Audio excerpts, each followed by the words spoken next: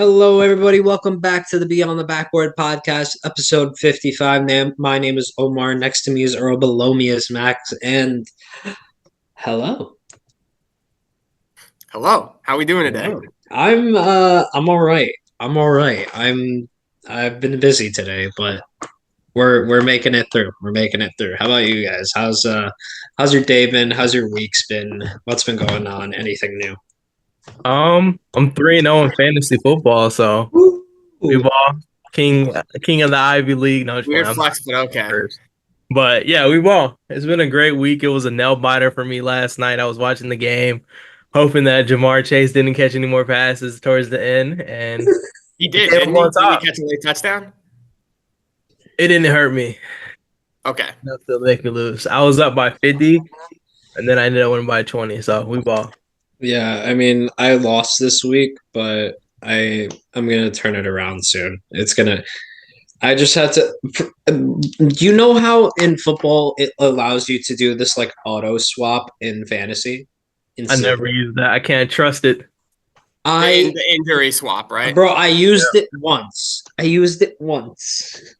And it didn't go through. That's why there were so many zeros when I showed you that, Earl. That's why there were so many zeros because for every game I'm looking like 5-6 times. Who's playing injury reserve list? Is this person getting more minutes? Like it's because I feel like fantasy football is way different than basketball. It's like a lot. No, bro. It's a little bit more too. Like I can guess a little bit better with basketball, but football it's like a lot more. I have to be locked in and focused. So I have a lot of injuries coming up. So let's see how long this fantasy survives. But hey, we've been managing. Every week we have another person on my team. My boy, like I don't know what's his name, the running back for the Seahawks, Charbonnet. I'm sorry. It's like Charbonnet or Charbonnet. Charbonnet, he went crazy, and I put him on the bench because I'm a dumbass. Put him on the bench. I was like, "Well, shit, we put him on the bench." Wait till you run it. Wait till you run into me. That'll be the real test of your team. You know, you've been having some Mickey Mouse games. I put up 270. My opponent that is true. 270. It was crazy. 270, 250. It was a crazy match. We'll test you though. We'll test. I'll give you the test. Okay, I'm down for that. I think we play in like a couple weeks, so I'm ready for that. Okay, we're gonna like live footage that. Unfortunately, Omar's in the Mickey Mouse League, so yeah, dude, I gotta work my way up. It's not my fault that I inherited a top heavy team. Like, goddamn. Like, dude, there's almost nothing left too. Like, the most that there is probably people that get like 3 fantasy points per game, and I'm just like, it's not even worth it at this point. You gotta find gems, Omar. Look at injuries. Who's getting hurt? Who's the next person to be elevated on the roster? You gotta think ahead like that. That's how you find the gems. You're right. I guess my expertise is a little limited in fantasy because I have more experience in fantasy basketball than I do in football. This is like my first like real league in fantasy football. Your first foray. But I think I'll manage. Like I'll definitely catch a few dubs, but we gotta break down the bench and see what we can do and see what trades that we could send out because I'm not liking the bench that much. Too many goddamn QBs. First of all, I have like 3 QBs. I don't know why. That's actually insane work. Not gonna lie to you. Bro, I had Tua, then I had Brock Purdy, and I have Bo Nix, and I have one more mid. I mean, Bo Nix went crazy yesterday, and I still had him on the bench. I'm an idiot. I put Brock Purdy. Brock Purdy had a good week though too. So Brock Purdy had an all right week. He didn't have a great. Yeah, like 20 plus, like 24, something like that. Then who did I put in? Wait, I gotta double check this. Who did I put in? That's a good week. Well, Omar's checking out who he put in his fantasy lineup. Let's get on to Derek Carr for today in terms. Derek Carr. I put in Derek Carr and what's it called? Bo Nix had 19. Brock Purdy had 26. Hey. Well, in terms of the NBA part of today's podcast, we're going to be going over one thing that each NBA team has to be excited about going into this upcoming year.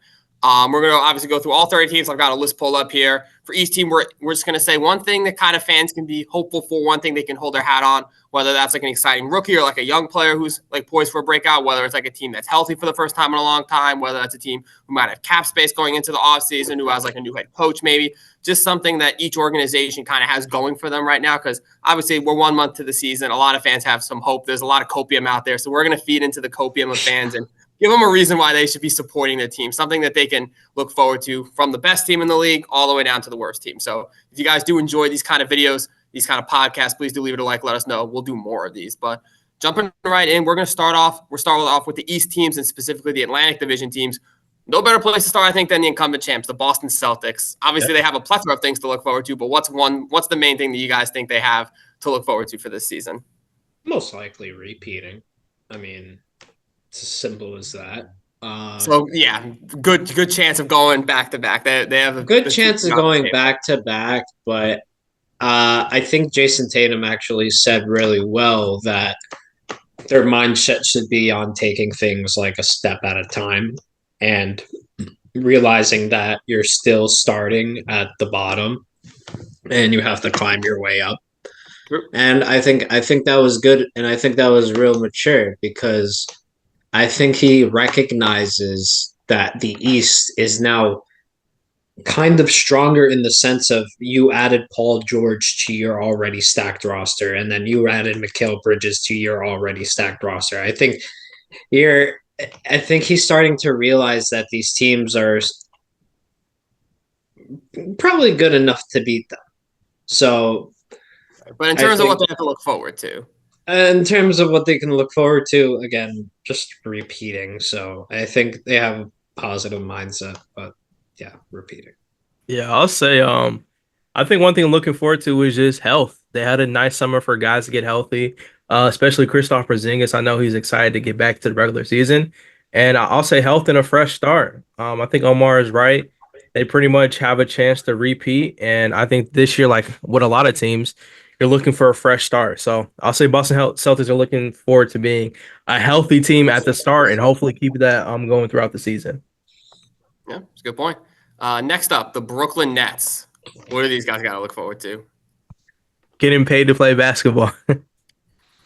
For the players, maybe not the fan base. No, all jokes aside, I think the Nets have something to look forward to. I know there's a lot of people in that fan base who believe in Cam Thomas. Well, here's your year to see what happens. I mean, he's pretty much the guard there. We'll see what he gets to do starting off the year. I'm assuming being a starter full-time now. And I'll throw in Ben Simmons. I see the Instagram clips. I'm not falling for it, obviously, but yes, you are. Fell for him last year. Yes, you are. Yes, you are. I don't have him on my team. I'm just saying it. Yeah. You fell for him last year. No, I believe that Ben Simmons is healthy. He's a good player. He showed he was. I agree with you. I think he can be a lot better than a lot of people feel like this season. I don't think he's going to lead Brooklyn to any like positive ranking. I think they're going to tank pretty much. But it's going to be an interesting season for Ben Simmons to kind of just prove his worth in a squad that doesn't really want to win and there's no pressure to win. So I think this is actually a really good season for Ben Simmons because of that. So actually, Earl, you make a really good point about Ben Simmons. I was ready to kind of shit on your take. I'm not gonna lie, but like you made like a real solid point. Actually, this is the best year for Ben Simmons to do anything because there's absolutely no expectations to win, and there's absolutely nothing to look forward to pretty much except for Ben Simmons, him, right? And Cam Thomas. So it's going to be a real interesting year. I'll say that. All right. Next up, the Knicks. What are the Knicks looking forward to? Mikal Bridges. And possibly having that duo at the wing position with Bridges and Anunoby. Yeah, definitely. And I think a healthy Randall looks good and is going to serve us pretty well. I'm a little nervous. I'm not going to lie. I went on TikTok a little earlier and I was a little nervous because yesterday we saw that Mitchell Robinson is not going to be available till at least like December or January. And that's rough to hear because we have no depth at that center position other than Precious Achua and then maybe sporadically Julius Randle. I think it's going to work a lot better than a lot of people think. Personally. Fair enough. All right. Earl, anything to add? About the Knicks, I think fans can look forward to the Villanova connection. I mean, it's expanding, it's getting better, and I think it's gonna be really fun for a lot of Knicks fans to kind of get to relive the power of friendship for another season. Speaking of Villanova, what about Philly? What about the 76ers? The team closest to Villanova. I'll say health. I'll say Paul George, Camden, New Jersey. Great team around him that can probably stay healthy. Like when I think about that team, you have Maxey. He's not really a guy who I've seen get into any type of crazy injury problems. And we've seen stretches throughout the season where Maxey did a good job of kind of leading that team. He was just missing that other piece next to him when Joel Embiid got hurt. I think that team can potentially have a lot of fun, like just a fun season. So I'll just keep it short. I'll say Paul George. And I'll even throw in Jared McCain. I think he's going to be underrated this season. Not anything huge, but as far as coming off the bench, learning behind some of those guys on that team, I think he's going to have one of the better seasons as a rookie this year. Yeah.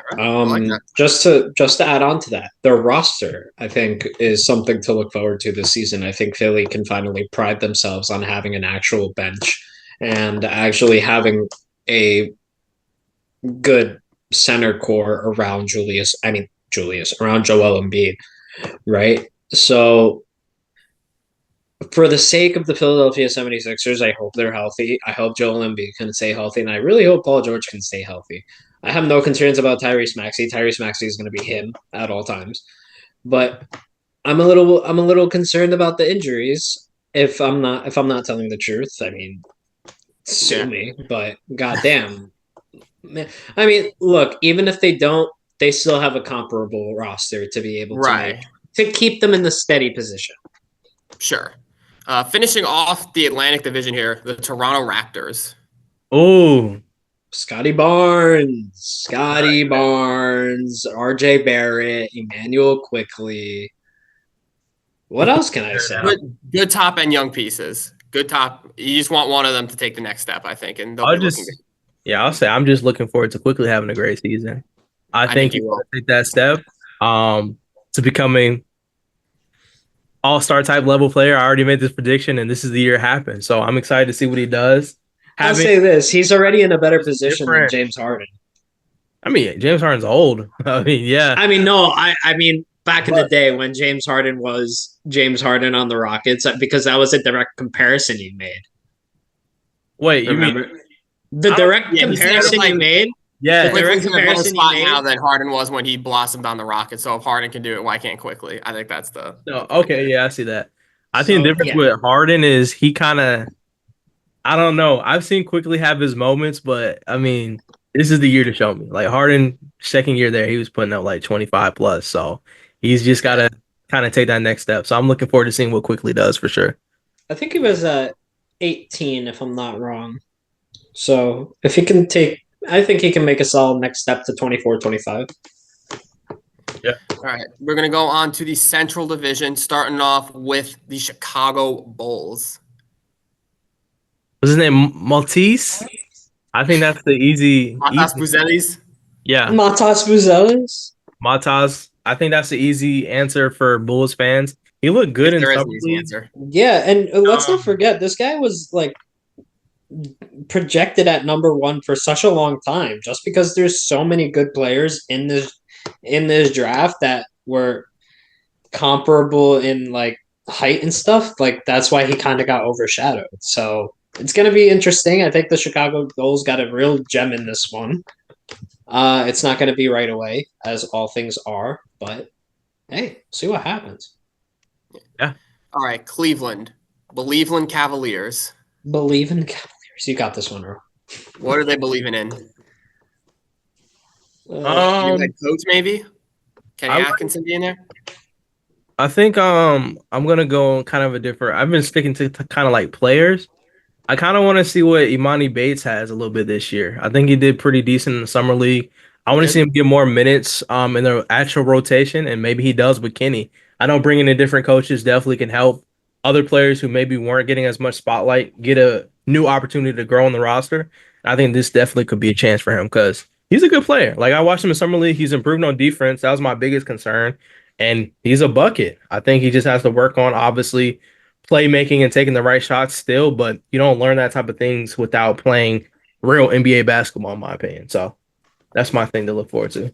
Mm-hmm. I agree. Detroit Pistons. I think they're core. They're core. The young core. They're young core. Cade plus Stewart. Yeah, I can see that. Yeah. I don't know if it'll be this year, but in general, sure. I like Cade. I think Cade's underrated. So I think they could definitely Stewart? No. A year of healthy Cade. Stewart? You said Stewart. Why'd you say Stewart? Duran, Ivy, all those guys. It's Ivy, Duran, Cade.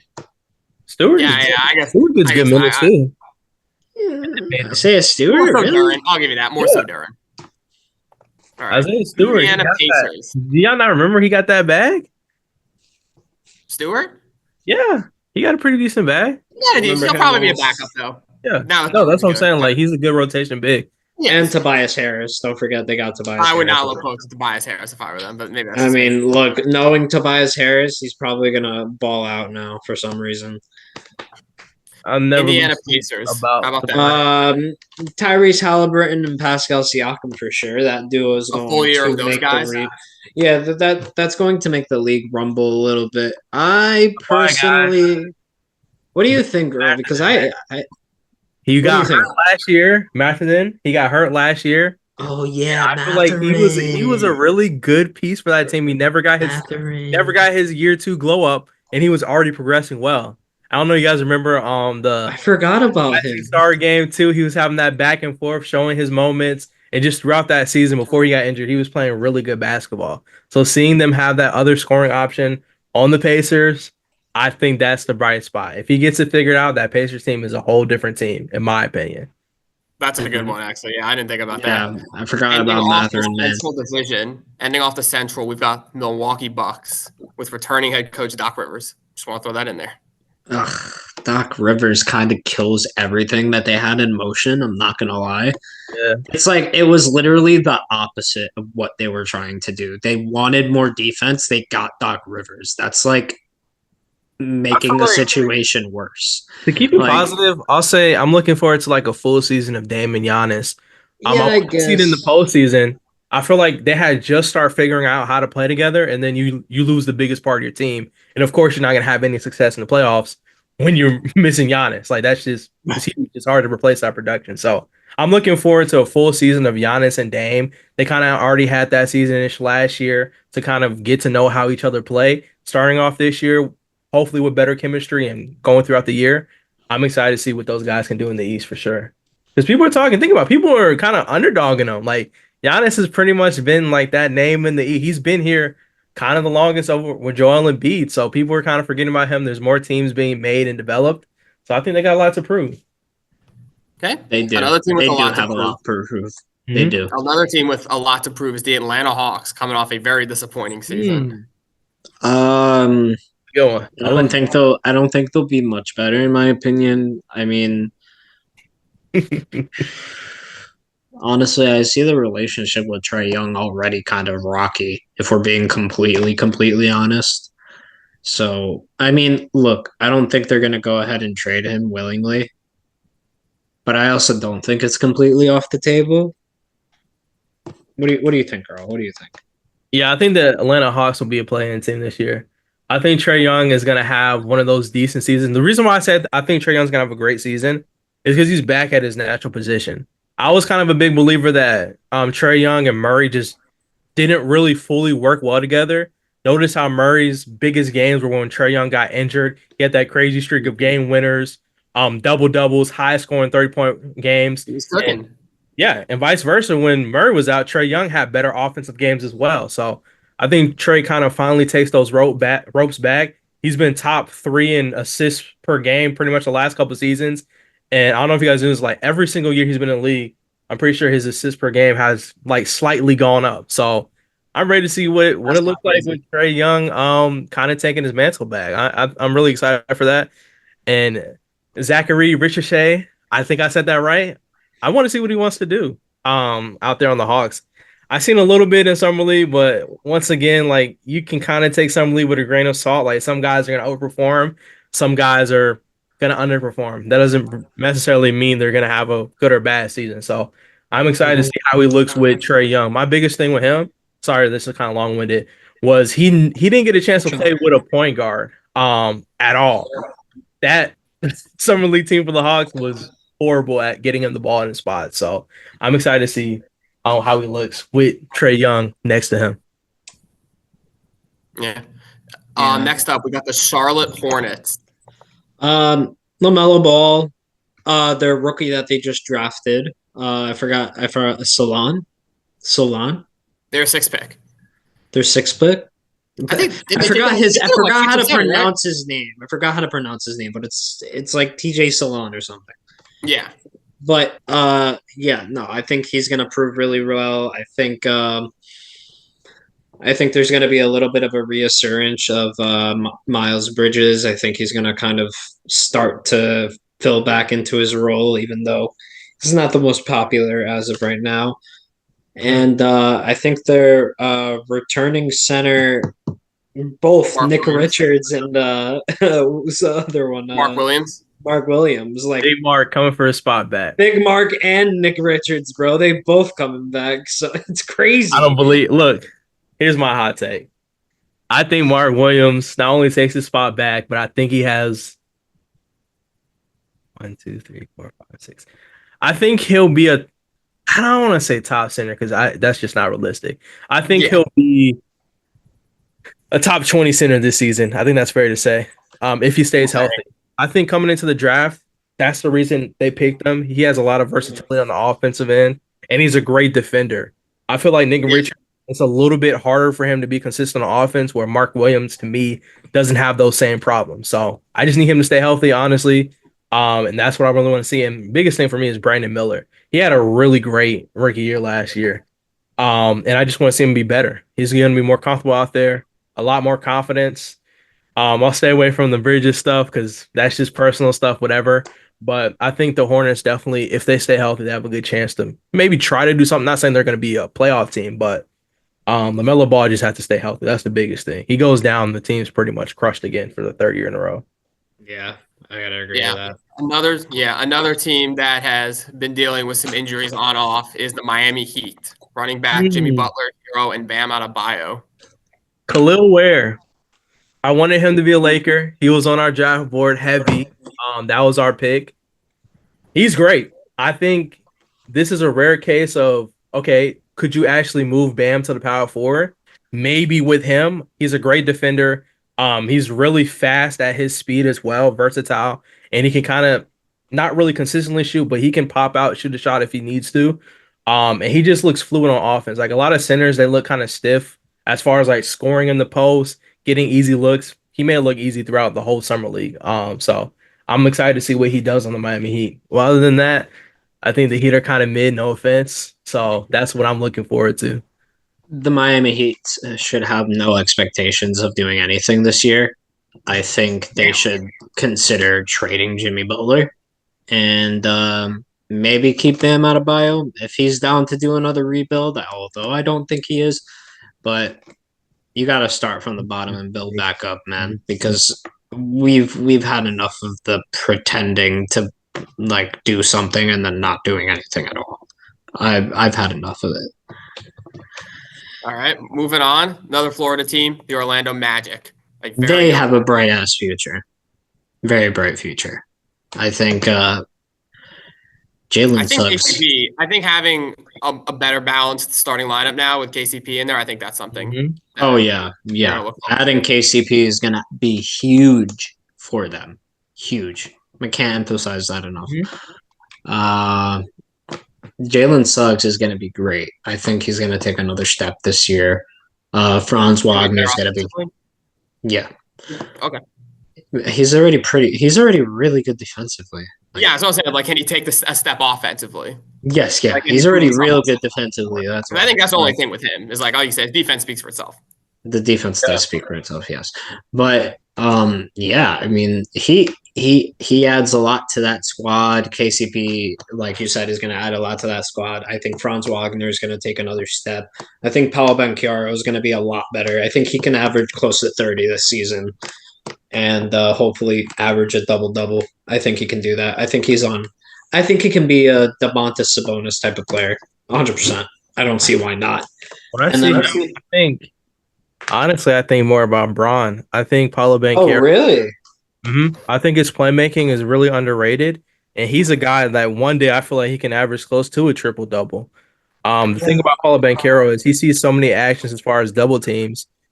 His progression as a player is getting that open pass out and kicking it for the and really good at that, especially as his size as well. His ability to kind of take the ball down. The reason why I think he's more of a Braun than a Sabonis, his frame and his ability to kind of move with and without the ball. I don't really see Sabonis doing that as much, like controlling possessions as far as like in a physical manner. Like Paolo Banchero can take you one dribble to the paint and dunk on you. Sabonis the game is a little bit different than that. You're not doing that. Like in my Joker type of category, low key. So I definitely could see. I agree with you. I think this year I can see him scoring up to 30 something plus points per game.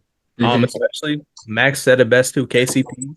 We've had him as a Lakers. He's a really great role player to have around and a really good leader you need. We talked about the Magic. They need leaders in the locker room throughout the playoffs, and he's a guy, championship experience twice, 2-time champion, and he's going to bring a lot to that Magic team. That's the culture they need. So I agree with both.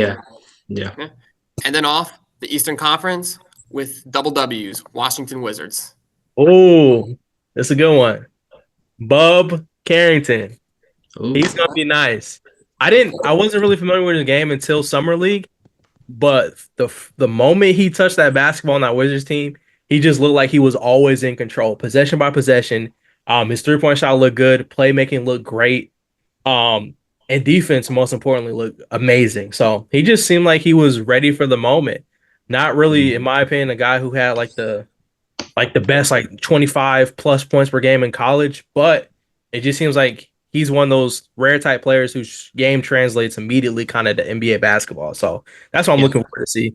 I know, obviously, I didn't talk about the number one pick because I'm sure someone else will, but that's who I'm looking forward to watch the most, in my opinion. Yeah, I mean, completely agree. All right, we're going to go on to the Western Conference now. Going to start us off with the team that came out of the West many times back in their prime, but now they're on a bit of a decline, the Golden State Warriors. Ooh, starting in the Pacific. I'm excited to see Curry without Clay. I think a lot of people automatically wrote him off. And one thing I like is a mad revenge for Curry. So I'm all for it, man. I think Curry's going to have a spectacular season. And I'm going to go ahead and say this, hot take. I think Curry's going to put himself in the MVP race this year. So I'm looking forward to it. Stand on business. Straight up. Yeah, no, I don't think that at all, personally. I think he's gonna. I mean, I don't think it's necessarily his fault with that whole Klay Thompson debacle, but I also think he's gonna feel. I think he's gonna feel those effects personally. Do I think? I mean, shooters shoot, man, and Ro's a shooter, right? You think Curry's not gonna play good? I think he's gonna play good. I just feel like it's not going to be on like an MVP type level that we're bringing up. My bad. What I meant to ask you is, what effects is he going to feel? Like in a way that's not going to be good for him. I feel like the spacing is going to be affected real bad, and he might be not be as motivated to. He might not be as motivated to do anything. We've seen players, great players. Curry is not going to be motivated to win. Steph Curry is good, obviously. I'm not saying that, but he's not on a competitive roster, bro. And the team that won, in what year did they win that championship? And nobody said they were going to win. It wasn't the year right after Klay got back from injury. Is that the year that they won? Yeah. I believe so, yes. Nobody believed in that roster. Not competitive, not a good enough roster. Yeah, I understand you're losing Klay Thompson, but Let's just be honest. Also, they have Jonathan Kuminga and freaking Brandon Pajemski, bro, and maybe Kyle Anderson with the slow ass shot. Like, bro, what are you still gonna have do? Andrew Wiggins, a plus defender, and he can score pretty Okay. much decently. You still got Draymond Green. As much as people make fun of him, the thing that will He's gonna get suspended for half the season. Curry is Draymond Green sets up Curry a lot. As far as like scoring easily. You haven't lost that part of your game. The thing you lost, I understand, is Klay Thompson. It's hard. You can't replace that type of production, respectfully. So I agree with that. But Curry, I'll just say this: Curry's gonna have a great season. I'm buying all the Curry ups. I'm taking all the overs. Conflicting opinions here. I like it. Next up, the Clippers of Los Angeles. New arena. That it? We good on that? It's new arena. Fair enough. New arena, new logo. New Jersey's that's exciting. Lakers. I'll just say I'll keep it short and sweet. Dalton Connect, I think he's gonna have a great season. I'm excited, and I get to, as a Lakers fan, I get to see something that's never happened: a father-son duo playing the NBA together. So I'm looking forward to that as well. Those are my two quick ones.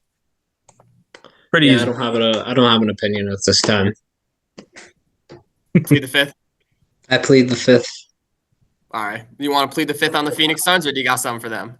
Nah, the Phoenix Suns are not gonna do nothing. But something that they have to look forward to is Tyus Jones. I think they're gonna be. I think somebody's gonna be sitting down. Personally, I think it might be Bradley Beal that takes a seat and becomes that sixth man off the bench, because Tyus Jones can run an offense real well, but he can't have three other guards playing on that starting role. So you can't have Tyus Jones, Bradley Beal, Devin Booker, Kevin Durant, and then Yusuf Nurkic. You're going to have to mix up that roster in a way where it looks like Tyus Jones, Devin Booker, Grayson Allen, Kevin Durant, and then Yusuf Nurkic. You can't have three guards in that roster. So somebody's going to take a seat. I hope it's Bradley Beal, but somebody. Yeah, I'll say, for the sake of non-argument, I'll just say I think Devin Booker will have a great season coming up and stay healthy. So that's my take for the Suns. All right. Wrap up the Pacific with the Sacramento Kings. Oh, that's a good one. I think the Kings will literally be in the same exact position. I don't think they get better, and I don't think they get worse. So that's kind of my hot take. But what they can look forward to, with DeMar DeRozan? Yes, with DeMar DeRozan. No doubt in my mind. What I can say I'm looking forward to is I'm looking forward to see how the two best closers in the NBA play together to end games. So I think that's what Kings fans have to look forward to. The best clutch shooters in the fourth quarter. Literally a fact. These last couple seasons, they're on the same team now. You're right. And no, I think you're wrong in the sense of where they'll be placed, because I think they might take a few steps forward. I think DeMar DeRozan adds to their offensive power, giving them a sharper third option. And honestly, having Keegan Murray as your fourth option isn't the worst idea ever either. So I think the Kings have a lot to look forward to. All right. I like that answer about Keegan Murray. I think he's underrated for sure. We're going to go to the Northwest Division now and start off with the 2023 champs, the Denver Nuggets. You got Russell Westbrook, so that's something to tweet about. Certainly. Plead the fifth. Huh? Plead the fifth. He's saying plead the fifth. Plead the fifth. Okay. That's crazy. Twice, but we will. I mean, listen, Denver has Jokic. That's all I'll say. They have Jokic and they have him locked up long term. So even if but it's too bad that they fumbled the roster like halfway through his prime. Yeah, roster construction could be a little bit better right now, but they've got some young guys, so you never know. Maybe Rother's the next James Harden. Another team, the Minnesota Timberwolves. Yeah. Anthony Edwards and Cat. That's something to look forward to. I say Cat's gonna be Cat. He'll drop 61 game and then 0 the next. So You can that. I think Rob Dillingham will be interesting. I want to see how he plays with that team, especially with Mike Conley as your mentor. I mean, you can't really go wrong there. So I'm excited to see how his game translates to the NBA. Don't forget Terrence Shannon as well. Terrence Shannon's on that spot as well. Low key, I like Terrence Shannon. He could be. I think he could surprise some people down. Maybe not necessarily this year, but I think in the next. I think as time progresses, I think he could be one of those like underrated players that comes. Somebody's gotta grab Conley's role when he gets moved out. Yeah. Next up, we've got the OKC Thunder. Isaiah Hartenstein, Alex Caruso. What else don't they have to look forward to? I mean, shit. They have everything and they can obtain everything. It's absolutely crazy. But I do think the Isaiah Hartenstein thing is going to be really good for them. And I said this earlier, like Isaiah Hartenstein went to a win-win situation. I hate that he's not in New York anymore. Like I love Isaiah Hartenstein, and I think Tibbs was probably the best thing for him, to be completely honest. It turned him to a defensive machine.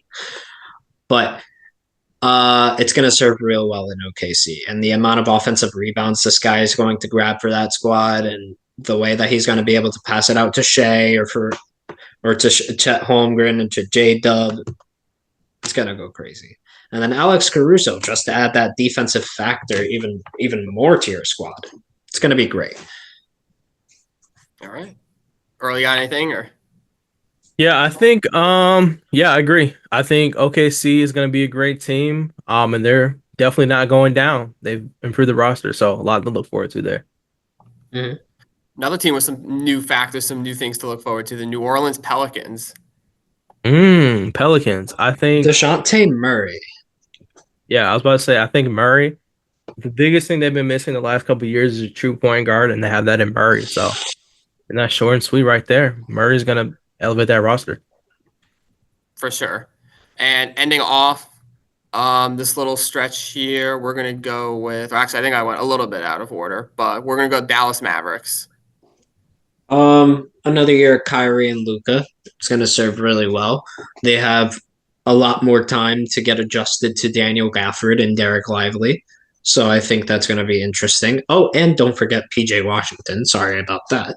But Klay Thompson as well. Oh my God, I really forgot about Klay Thompson. You're not going to have those problems with guys. I really forgot about Klay Thompson. I got to stop. You can't play the same way you did last year. Guys were left open, didn't make the best of their opportunities. Klay Thompson will make you pay. So I think that's a big plus for them. For sure. Oh, I am so sorry, Mr. Klay Thompson. I'm sure he's listening. I'm sorry, Mr. Klay. Next up, we're going to do my apology. I think I've kind of gone out of order of the divisions here, but we got Portland. Good job, Max. Portland, they did trade for Denny, a new point forward in Portland. I think he'll fit that system well. Younger guy, has experience kind of leading a team who may not be in the best winning position, but he always has a great attitude. I think that's what Portland needs right now. And of course, my pick for most underrated player of all time, Scoot Henderson, will lead this team to victories. Victory. DeAndre Ayton, Donovan Clingan. There's going to be a trade this season pertaining to one of the centers in in Portland, whether it's Robert Williams, DeAndre Ayton, or hell, even Jabari Parker. Walker. Sorry, I said Parker. Walker. That's what I meant. But no, yeah, it's going to be one of them because Donovan Clingan is going to need those minutes, and I don't see them really trading off from DeAndre Ayton. They just got him, and they had a rough year to start with him. It's going to be interesting to see. I just want to know what they would do. Like, they're going to have to trade somebody. Yeah. Thoughts on that, Earl? Make a trade. They can look forward to making a trade. Yeah. All right. Utah Jazz, another team that's been rumored to me making some trades lately. Sexton is the most underrated point guard in the NBA right now. That's a hot take. He averages like close to 19 points a game, I want to say, and nobody really talked about it. So definitely think it's because he's on the Jazz. Nobody watches Jazz games unless your team is playing the Jazz. Nobody watches Jazz games for fun. So I would say that to look forward to Sexton potentially getting even better. I think he's really underrated on that team, and I don't know. That's pretty much the only bright side I can think about that team. Sorry. Yeah, I think no. I mean, Lauri Markkanen. Did you forget about him? I mean, but I think he's gonna get traded sooner or later. I know he signed that contract extension, but I think that was just the alpha. We can't get traded. I don't think this year. I don't think he can get traded until next offseason. So we can't be a deadline trade. Oh, you can. I think you can get traded after like November. He signed. I think the day after that deadline. So he's going to be there. Oh, okay, bet. They intentionally waited, I think, so that he wouldn't be a deadline trade for one reason or another. Well, he'll be on a different team next year. What a bag. Less restrictions are better, man. Just looking at like the Knicks trade decisions this season, I think a lot of teams are going to start operating a lot of like the salary cap movement now. You're going to see a lot more of preparing for the new salary cap rules and stuff like that more now than ever. So it's probably at the end of the day what they're trying to do. Next up, we got the Dallas Mavericks. Oh, we did that, remember? Yeah, we did. Wait, we did? Yeah, yes. Oh, you're right. My bad. I meant to say, okay, my bad. I meant Houston. The Houston Rockets. Oh, the Houston Rockets. There's so many Dallas teams. I'm losing track. No, you're good. I'll say Rockets. I'm looking forward to see what Jabari does this season. I think he played decent last year, but I still think they were struggling to find identity and roles. But towards the end, I think Şengün and him kind of figured things out along with Jalen Green. Unfortunately, Şengün got hurt towards the end of the year, so those three guys, they can have a great year. And I'll just throw in Reed Shepherd. He looked amazing in Summer League. So I'm looking forward to seeing how he looks on that team as well. Reed Shepherd is going to look real good on that team. It's going to be interesting to see what they do with some more contracts. I think there's going to be a trade incoming for the Rockets this season, whether it's getting somebody like Kevin Durant or getting somebody else. They're just trying. They want to. I've been hearing rumblings like all summer of them wanting Durant. So excuse me for thinking that. And they also reacquired all the Suns picks just to try to go at Durant. That is a crazy flop. Let's not forget. So that's why I think like there's going to be an incoming trade for them sooner or later, and it's going to pertain to some rookies that we might not want to see leave the Rockets. So we'll see what happens. We got two more teams left. First of the two, the Memphis Grizzlies. Ooh, Ja Morant. Nickname won't be said online, but yeah, Ja Morant. Him being back, I think that's the biggest bright side I can possibly give. I'll just stick with that answer. That's my answer. Couldn't have said it better myself. Earl hit it on the head there. And perhaps this last team's bright side or thing to look forward to also speaks for itself, the future of the franchise. But I won't spoil it. But obviously, it's the San Antonio Spurs. You just spoiled it. Chris Paul is the biggest thing that happened to the Spurs since drafting Wemby. They have a true playmaker. Not only that, I like who's the guy that drafted it? I'm going blank for a second. Even Castle? Yeah, Castleton. Yeah, Castle's in a great. I think him. I already thought he was going to be great, but like having Chris Paul there to be your mentor, I think that's just literally like having the answers to the test before you even, like having the cheat code. And he has the whole blueprint. Oh, yeah. One of the best point guards we've seen in the game of basketball, from playmaking to defending. Like Chris Paul is that guy. So having that as your mentor your first year as a rookie, it's a cheat code. He's going to tell you everything you need to know except for how to win a championship, which is okay because I'm sorry, I had to throw a little shot in there. But the last time that happened, the guy turned into Shai Gilgeous-Alexander. So true. He was with him. During that Clippers trade.